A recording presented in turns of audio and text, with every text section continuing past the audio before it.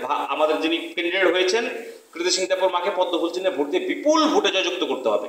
এইবার এডিসি তো আমাদের ভোট ছিল, তো তিপ্রামথার আমাদের যারা কার্যকর্তারা আছেন বা আমাদের ভারতীয় জনতা পার্টির কার্যকর্তারা আছেন, এবার তিপ্রা আমাদের অ্যালায়েন্স হয়েছে, তো এই ভোটটা আমাদের ধরে রাখতে হবে।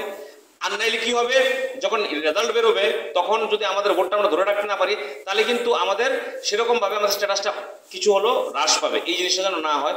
সমস্ত ভোট কেন পাবে সিপিএম কংগ্রেস? কি করেছে তারা এই রাজ্যের জন্য? এই কম্পির জন্য কি করেছে? কোনো কাজ তারা করেনি। আমাদের প্রচুর রাস্তাঘাটের জন্য এখন কাজ হবে ওমপিতে, এবং জল যেখানে যেখানে নেই সেখানেও আমাদের আগামী মিশন মোড আগামী 6 মাসের মধ্যে কীভাবে জল দেওয়া যায়, বেসিক ঘর, জল, আমাদের টয়লেট এবং কৃষি সরঞ্জাম থেকে শুরু সব কিছু এখন আমরা বিজেপি, মথা, আইপিএফটি মিলে আমরা উন্নয়ন ঘটাবো। এই যে যদি আমাদের ওমপিতে যত আমাদের মানুষ আছে তারা একটা সেকশন পেলো আর একটা সেকশন পেলো না, জনজাতির মধ্যে একটা জনজাতি সেকশন পেলো আর একটা পেলো না, তাহলে একটা ওমপির ডেভেলপমেন্ট সম্ভব না। সবাই পেতে হবে।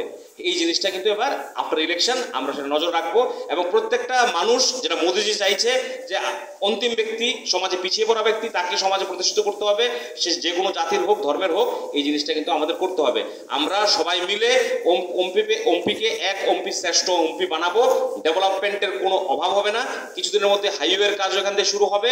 আপনাদের হাসপাতালের এক্সপানশনের বিষয় আছে, ভালো ডাক্তারের অনেক রিকোয়ারমেন্ট আছে, সেগুলো সব কিছু দেখা হবে।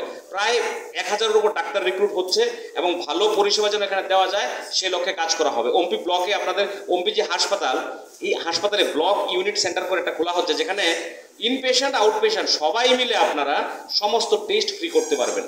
এখন অমরপুরে গিয়ে টেস্ট করতে হবে না, উদয়পুরে গিয়েও টেস্ট করতে হবে না। এরকম বহু স্কিম আগামী দিন সেন্ট্রাল গভর্নমেন্ট থেকে আসছে। আমরা সবাই মিলে ওমপির উন্নয়ন ঘটাবো।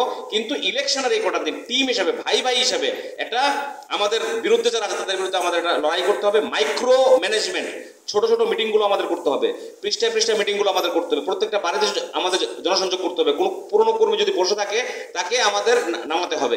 এবং আগামী দিন 23 তারিখের যে সভা, সেটা এতদিন যাবৎ ওমপিতে যে সভা হয় তাতে সবচেয়ে বেশি বড় জমায়েত আমাদের করতে হবে, এবং তাতে এর জন্য আমাদের প্রত্যেকটা অংশের মানুষের কাছে, প্রত্যেক নেতৃত্বের কাছে আমার আবেদন থাকবে, কোনো ডিফারেন্স না কিভাবে আমরা এটা করতে পারবো, এটা আমাদের করতে হবে, এবং বড় আকারে সেটা হবে।